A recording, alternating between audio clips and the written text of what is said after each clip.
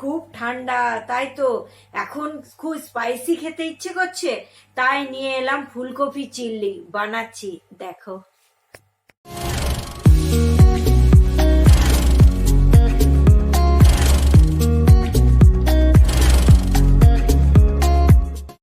না, ফুলকপি চিল্লি বানাতে আমি এমনি সাইজের একটা ছোট দেখে ফুলকপি কেটে নিয়েছি, দেখো বেশি ডাঁট নেই, এমনি আছে। এগুলো একটু গরম জলে আমি সিদ্ধ করে নিচ্ছি।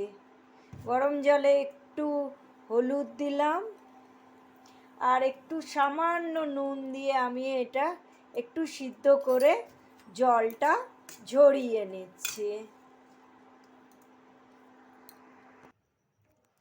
ফুলকপি চিল্লি বানাতে আমরা একটা বাটার বানাবো। বাটারটা এটা 100 গ্রামের মধ্যে কর্নফ্লাওয়ার আছে। তোমাদের যদি কর্নফ্লাওয়ার না থাকে তাহলে তোমরা ময়দাও এটা দিতে পারো, কোনো অসুবিধে নেই। আর বড় চামচের মতো মিডিয়াম চামচে আমি 2 চামচ চালের গুঁড়ো দিলাম। এই দেখো 2 চামচের মতো চালের গুঁড়ো দিচ্ছি। হাফ চামচ থেকে একটু বেশি একটু লঙ্কা গুঁড়ো, তোমরা পারলে কাঁচা লঙ্কা বাটাও দিতে পারো।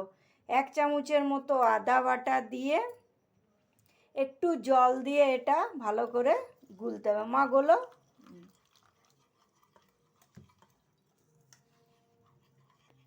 দেখো বাটারটা ভালো করে মাখতে হচ্ছে। এরপর এর মধ্যে 1 চামচ আমি সোয়া সস দিয়ে দিলাম, 1 চামচের মতো চিলি সস দিয়ে দিলাম আর টমেটো সস দিলাম 1 চামচ দিয়ে এটা আরও ভালো করে মিক্স করতে হবে। আন্দাজ মতো লবণ দিলাম, দিয়ে এটা ভালো করে মাখতে হচ্ছে। দেখো বাটারটা আমাদের তৈরি হয়ে গেছে, এমনি করে বাটারটা হবে। এবার ফুলকপিগুলো মা দাও, দিয়ে দিয়ে একটা একটা করে ওগুলো ভাজতে হবে। হ্যাঁ, এমনি করে সব ফুলকপিগুলো আমি দিয়ে দিয়ে এমনি করে ভাজবো। দেখো ফুলকপিগুলো এমনিভাবে দেয়া হয়ে গেছে।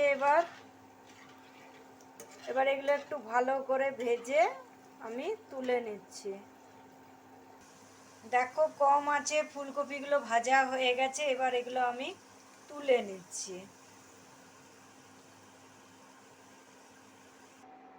ভাজার অনেকটাই তেল ছিল, আমি একটু তেল এখান থেকে সরিয়ে রাখলাম।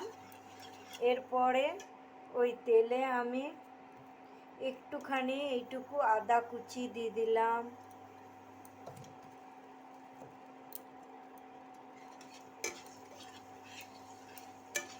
দিয়ে এটা একটু ভাজতে হচ্ছে।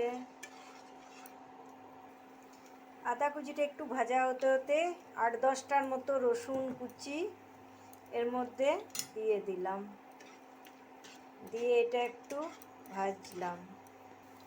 একটু হালকা ভাজার পর এর ওপর আমি একটা মিডিয়াম সাইজে গোটা ক্যাপসিকাম এমনি করে কাটা এর মধ্যে দিয়ে দিলাম।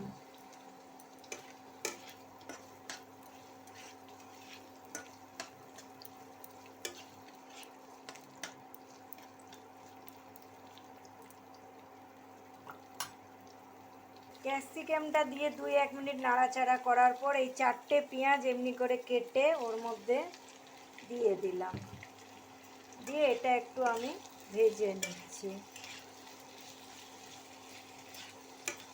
একটু ভাজতে ভাজতে আমি 4-5টা কাঁচা লঙ্কা চেরা ওর মধ্যে দিয়ে দিলাম, দিয়ে এটা 2 থেকে 3 মিনিট একটু ভালো করে ভাজতে হবে। দেখো 2-5 মিনিট ভাজার পর এমনি হয়েছে।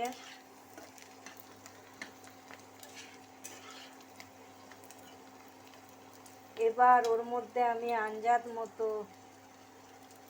যতটা যে যেমন নুন খায় তেমনি লবণ দেবে।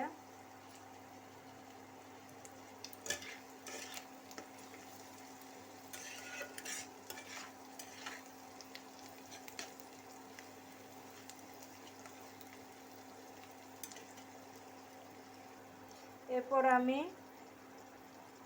1 চামচ, 2 চামচ, 3 চামচ 4 চামচের মতো টমেটো সস দিলাম, আর 4 চামচের মতো আমি সোয়া সস দিচ্ছি।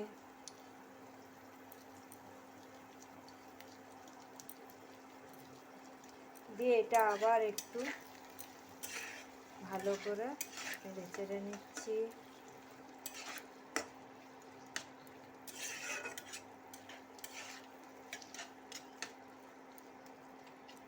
চেড়ার পর আবার আমি এটার মধ্যে 1 চামচ 2 চামচের মতো আমি চিলি সস দিচ্ছি।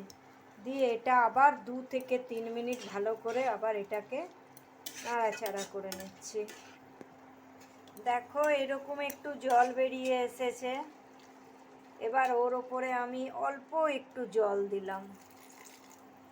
জল দিয়ে একটু সামান্য একটু ফুটতে দিচ্ছি এটা। দেখো জলটা দেবার পর এমনি করে ফুটছে। এবার ভেজে রাখা ফুলকপিগুলো এর মধ্যে আমি দিয়ে দেবো। দিয়ে এটা একটু ভালো করে নেড়ে ছেড়ে নেব।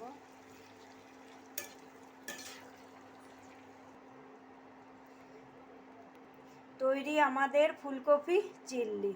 তোমাদের যদি আমাদের রান্নাগুলো ভালো লাগে তাহলে একটা লাইক, কমেন্ট আর আমার চ্যানেলটাকে সাবস্ক্রাইব করবে। তাহলে দেখা হচ্ছে আবার একটা নতুন ভিডিও। বাই।